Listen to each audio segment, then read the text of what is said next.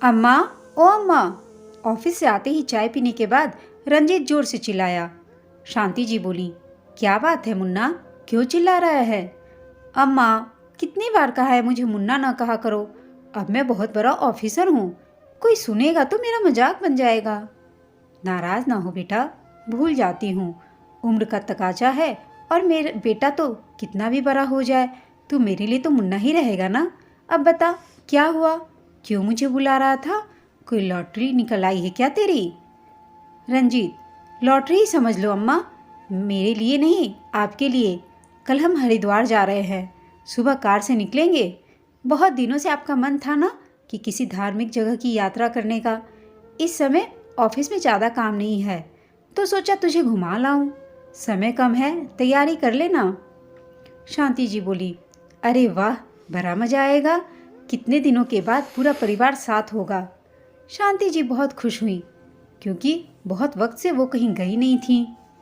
तब बेटा बोला, अरे नहीं अम्मा, हम दोनों ही सिर्फ जाएंगे। मनाल और दिव्या को इस तरह की जगहों में जाना पसंद नहीं है, फिर मनाल की परीक्षा भी तो आने वाली है। शांति जी बोली, अच्छा बेटा, जैसी उनकी इच्छा।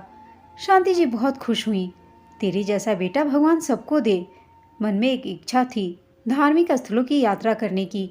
पता नहीं कब ऊपर से बुलावा आ जाए, पर पहले घर की जिम्मेदारी और पैसे की तंगी, फिर तेरे बापू के बीच राह में हाथ छोड़ देने से लगता था इच्छा अधूरी ही रह जाएगी। अम्मा, अब छोड़ो भी इन सब बातों को, आप तो जाने की तैयारी करो बस। अच्छा बेटा, जुग जुग जियो मेरा बेटा। रंजीत बुदबुदाया, इस हरिद्वार के कारण काम आसान हो गया मेरा। नहीं तो? नहीं तो क्या बेटा, कौन सा काम आसान हो गया तेरा? जाते जाते शांति जी रुक गई। अम्मा कुछ नहीं बेटा, तू तो ऐसे घबरा रहा है मानो कोई शेर देख लिया हो। शांति जी ने कहा, कुछ नहीं अम्मा, बस अचानक से पूछकर आपने डरा दिया। ऑफिस के किसी काम की बात है। शांति जी बोली, अच्छा बेटा, एक बात पूछनी है, अचानक से याद आ गई। क्या अम्मा, पूछे? कितने दिन के लिए हम लोग जा रहे हैं, यही पूछना था, ताकि उसी हिसाब से मैं अपने कपड़े रख लूँ। रंजीत, जितने मर्जी हो रख लो अम्मा, अपनी कार में ही तो जा रहे हैं। ठीक है बेटा, जाती हूँ, रात बहुत हो गई है। शांति जी अपने पति की तस्वीर के सामने अपने रूम में उनसे बातें करती हैं। देखें हमारा बेटा कितना अच्छा है, उसको मेरी ख्वाहिश याद है आज भी, और वो भी मुझे काशी तीर्थ यात्रा पर कल ले जाएगा। मेरा तो मन आपके साथ जाने का था, लेकिन आपने बहुत जल्दी मेरा हाथ छोड़ दिया। काश आप भी होते तो आज हम साथ जाते। फिर शांति जी ने पल्लू से अपने आंसू पोंछे और आकर पलंग पर लेट गई। तभी उनको बहुत जोरों की प्यास लगी। जब उन्होंने देखा तो कमरे में पानी नहीं था। शांति जी ने सोचा आज कमरे में बहू पानी रखना शायद भूल गई, चलो मैं जाकर ले आती हूँ। जब वह किचन की ओर जा रही थी तभी उन्हें कुछ आवाज़ें आईं। अरे, ये बेटे के कमरे से इतनी रात को बातों की आवाज़ें आ रही हैं। वैसे किसी की बात सुनना अच्छी बात तो नहीं है, पर आज इतनी रात को बात कर रहे हैं ये लोग। ज़रूर कोई टेंशन की बात है जो मुझे नहीं बतलाना चाहते हैं। वैसे आज बिटवा कुछ घबराया हुआ भी था, जब मैंने पूछा तो टाल गया। सुनो तो, सब ठीक तो है ना? माँ का दिल परेशान हो गया। कमरे से आवाज़ आई, सुनो जी, अम्मा को शक तो नहीं हुआ? दिव्या, शांति जी की बहू ने पूछा। रंजीत, अरे नहीं, बिल्कुल भी नहीं, मैंने भी कच्ची गोलियां थोड़ी ही ना खेली है। कल से हम आज़ाद हैं, अम्मा को घुमा फिरा कर बहाने से वृद्धाश्रम छोड़ दूंगा। दिव्या, आपने तो कमाल ही कर दिया, जायदाद तो पहले ही अपने नाम करवा ली हम लोगों ने। रंजीत, दिव्या, यह सब तेरे कारण ही है।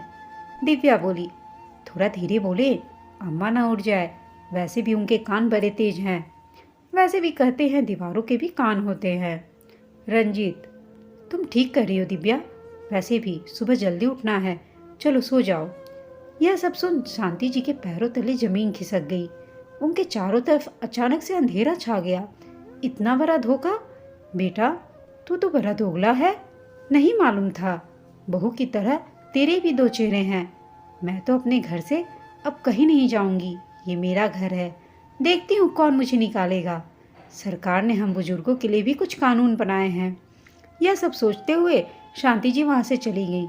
अगले दिन जब सुबह होती है, रंजीत बोला, अरे अम्मा, अभी तक तैयार नहीं हुई? क्या बात है? तबीयत तो ठीक है ना तुम्हारी?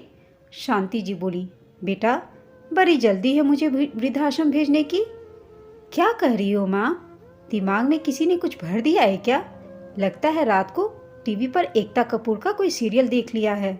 दिव्या ने कहा, अम्मा, अब चलो भी, सारी तैयारी हो गई है, फिर पता नहीं कब छुट्टी मिले। अब चलो भी जल्दी। देखो तो कितना दिन चढ़ाया है। तुम्हारी खुशी के लिए काशी जा रहा हूँ और तुम उल्टी उल्टी बातें कर रही हो, उल्टा मुझे ही सुना रही हो।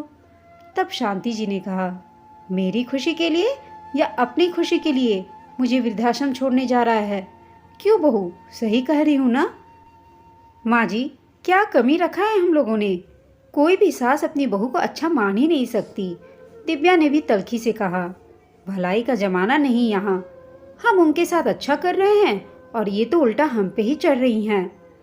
शांति जी बोली, बहू, रात को तुम बातें कर रहे थे ना मुझे वृद्धाश्रम भेजने की, तो मैंने सब सुन लिया है। कमरे में पानी नहीं था, खत्म हो गया था, वही लेने उठी थी। नहीं तो मैं तो सच्चाई जान ही नहीं पाती बहू। लेकिन ऊपर वाले की लीला भी अपरंपार है। तभी उनकी पोती मनाल आ गई। मम्मी, पापा, दादी क्या कह रही है? क्या यह सच है? बोलो ना मम्मा। वो, मैं दादी को कहीं नहीं जाने दूंगी। अरे मनाल, मैं कहीं नहीं जा रही हूँ। जाएंगे तो तेरे मम्मी पापा। यह घर अभी भी मेरा है, कोई मुझे यहाँ से नहीं निकाल सकता। पर मैं अवश्य निकाल सकती हूँ। मुझे भी थोड़ा बहुत अपने अधिकार पता है। भोली अवश्य हूँ, अनपढ़ नहीं। इसलिए तुम दोनों अपनी बोरिया बिस्तर बांधो और निकल जाओ यहाँ से। शांति जी ने कहा, मनाल की मर्जी है तो वो यहाँ रह सकती है। रंजीत बोला, क्या माँ, हम कहाँ जाएंगे माँ? मैं तो तेरा बेटा हूँ। माँ, कौन सा बेटा? जिसने मुझे धोखे से वृद्धाश्रम भेजने की योजना बनाई थी? रंजीत, माँ, मुझे माफ़ कर दो। पापा, मम्मा, दादी सही कह रही है। आपने सही नहीं किया उनके साथ। मैं भी यहीं अपनी दादी के साथ रहूँगी। पापा, मम्मा, अगर कल यहाँ कुछ आपके साथ हो तो आपको कैसा लगेगा? दिव्या ने रोते हुए कहा, हम तेरे बिना नहीं रह पाएंगे मनाल। और दादी क्या रह पाती मम्मा? पापा के बिना, हम सबके बिना? सोचा था आपने? आप लोगों को तो अपने स्वार्थ में अंधे हो गए हैं। रंजीत बोला, अम्मा, मेरी मनाल को मुझसे मत छीनो, उसके बिना हम नहीं रह पाएंगे। शांति जी, ठीक है, मनाल के लिए मैं तुम्हें इस घर में रहने दूंगी, पर तुम्हें इस घर में रहने का किराया देना होगा। साथ ही जो मैंने अपना सब कुछ तुम्हारे नाम किया है उसे फिर से मेरे नाम करना होगा। बोलो, मंजूर है? मुझे भी आज एक सबक मिला। जीते जी अपना सब कुछ नहीं देना चाहिए। हाँ, जिस दिन मैं मर गई उस दिन सब कुछ तुम लोगों को मिल जाएगा।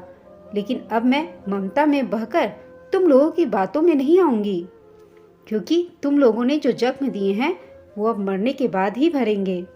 शांति जी यह सब बोल अपने कमरे में चली गई। बेटे बहू खुद अपनी ही नज़रों में गिर गए। दिव्या और रंजीत को अपनी बेटी मनाल की बातों से अपनी गलती का एहसास हुआ। वो दोनों अम्मा के कमरे में गए और अम्मा के पैरों पर गिरकर माफ़ी मांगी। अम्मा भी बेचारी कहाँ अपने बेटे और बहू और पोतियों से अलग रह पाती।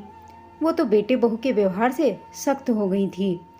फिर दिव्या ने अम्मा और मनाल के पसंद का खाना बनाया, जिसे सबने साथ में बैठकर खाया। सब अपने मन की करवाहट को भूल खुशी से रहने लगे। दोस्तों, आपको यह कहानी कैसी लगी कमेंट करके बताइएगा। साथ ही कहानी अच्छी लगी हो तो इसे लाइक, शेयर और चैनल को सब्सक्राइब अवश्य कर दीजिएगा। कहानी सुनने के लिए आप सबका धन्यवाद।